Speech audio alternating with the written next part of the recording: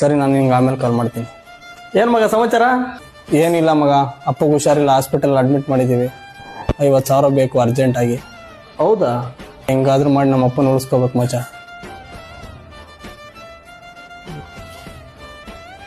ಇದು ತಗೋ ಮಗ, ನಮ್ಮ ಹುಡುಗಿ ಬರ್ಡೇಗೆ ಗಿಫ್ಟ್ ಕೊಡ್ಸೋಣ ಅಂತ ಕೂಡಿಟ್ಕೊಂಡಿದ್ದು ದುಡ್ಡಿದ್ದು.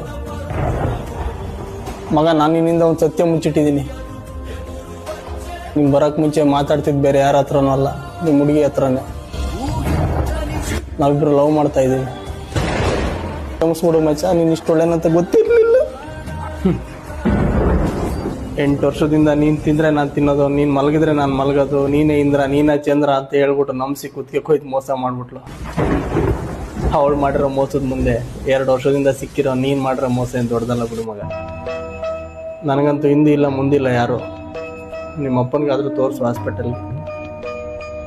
ಇನ್ನೊಂದು ಮಾತು, ಇನ್ಯಾವತ್ತು ಆ ದುಡ್ಡು ನನ್ನ ಹತ್ರ ತರಬೇಡ, ನೀನು ನನ್ನ ಹತ್ರ ಬರಬೇಡ. ಚೆನ್ನಾಗಿರೋ